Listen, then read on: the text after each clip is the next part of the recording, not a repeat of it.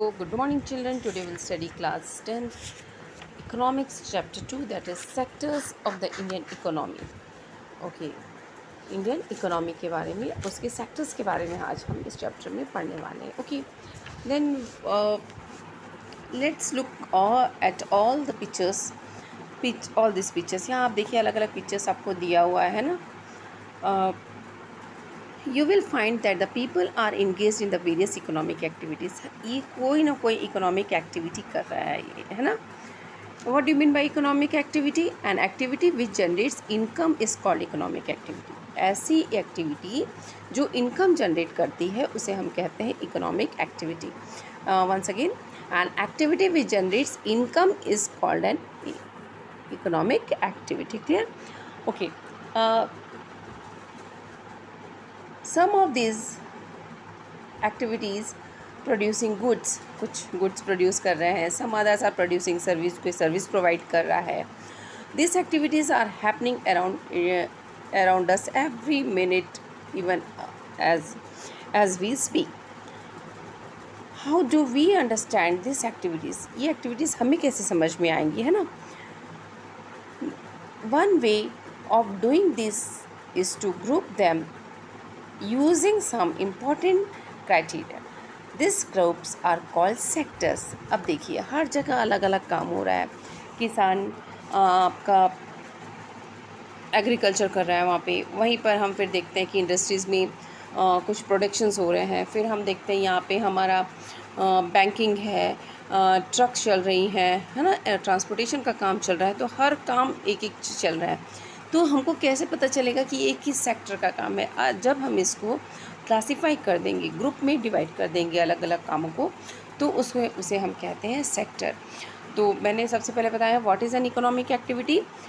Activity which generates income is called economic activity. Clear? And what is an economy? Economy किसे कहते हैं? Economic क्या होता है? An economy is the sum of total all economic activities of the people, society और country. Economy क्या है? An economy is a sum of total, पूरे total. Sum of total means सबको जोड़ के किसको? All the economic activities of the people, society और country. इसको बोलते हैं हम economy. Again once more I am telling, an economy is the sum of total of all economic activities of people, society और अ कंट्री. क्लियर? उसको सबको मिला के उसे हम कहते हैं economy. Okay okay, there are many activities that are undertaken by directly using natural resources. कुछ एक्टिविटीज़ ऐसी होती हैं जिसमें हम डायरेक्ट नेचुरल रिसोर्सेज का यूज़ करते हैं. We are using natural resources.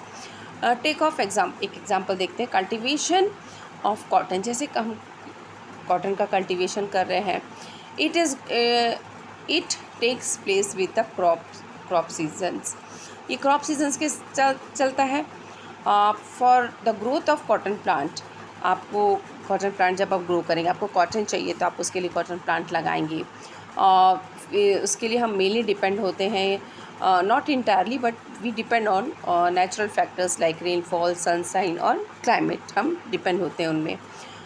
The product of this activity, cotton is a natural product. अब ये cotton हमारे लिए क्या हो गया? Natural product. जैसे हम शुगर केन लगाते हैं, sugar cane is also our natural product. It means और जब हम उसको प्रोड्यूस करते हैं, शुगर में बना देते हैं, तो sugar is not our raw material. हम बोलेंगे हमारे लिए रॉ मटेरियल क्या था पहले? सबसे पहले शुगर कैसे बनी? हमारी शुगर केन से बनी. तो शुगर केन हमारा जो है वहाँ पर फर्स्ट हमारा नेचुरल प्रोडक्ट हुआ, है ना. Similarly in case of an activity like dairy products जो होते हैं, we all depend on the biological process of the animals and availability of the food. हम डेयरी प्रोडक्ट्स के लिए भी हम एनिमल्स के बायोलॉजिकल फैक्टर्स पे डिपेंड करते हैं, उनके प्रोसेस पे हम डिपेंड करते हैं, है ना. The product here milk also is a natural product. और जो मिल्क फिर हमको मिलता है that is our natural product. also is a natural product. Similarly, minerals and ores are also a natural products when we produce a goods by exploiting natural resources. अब देखिए हमको जो ज़मीन के अंदर से हमें जो मिनरल्स मिल रहे हैं, that is also our natural resources. Okay, or all these activities like agriculture, fishing, you can say, dairy, forestry, okay, all this comes under the primary sector. तो कितने सेक्टर हैं? First of all there are 3 sector, that is primary, secondary and tertiary sector. आप शुरू से ही पढ़ते आ रहे हैं इन चीज़ों को, primary, secondary and tertiary sector. तो प्राइमरी सेक्टर में क्या आता है? What do mean by primary sector?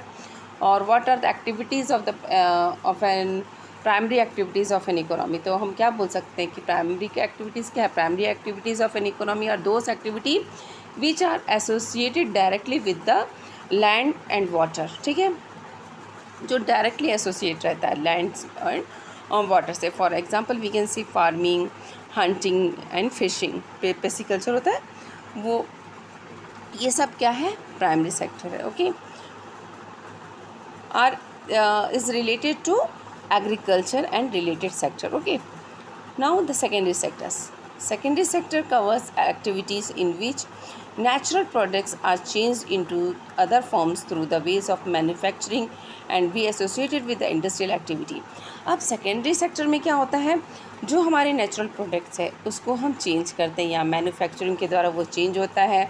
ये इंडस्ट्रियल एक्टिविटी यहाँ पर इंडस्ट्रियल एक्टिविटीज़ आती हैं। ठीक है, इट इज़ यहाँ पर मैन्युफैक्चरिंग भी आता है, मैन्युफैक्चर करते हैं हम चीज़ों को। The product is not produce by nature but has to be made and therefore come process of manufacturing is an essential. यहाँ मैन्युफैक्चरिंग होती है, बनती है चीज़ें, है ना। This could be in a factory में हो सकता है, वर्कशॉप में हो सकता है, हम घर में भी हो सकता है चीज़ें बनाएं। फॉर एग्ज़ाम्पल यूजिंग कॉटन हमारा प्राइमरी सेक्टर से रॉ मटेरियल था वो हमारा, तो उसको लेकर हमने वो नेचुरल चीज़ें हैं, कॉटन फाइबर से हमने क्या किया, फ्रॉम प्लांट से लिया और उसको हमने क्या किया, विद स्पिन, अब हमने उससे धागे बनाए, फिर हमने कपड़ा बनाया, वेव किया, है ना, क्लॉथ। यूजिंग शुगर केन, अब sugar cane as a raw material, sugar cane से हमने एज अ रॉ मटेरियल था वो, लेकिन हमने उसको क्या यूज़ किया, उससे क्या बनाया हमने? शुगर और जैगरी बनाई, गुड़ बनाया हमने उससे।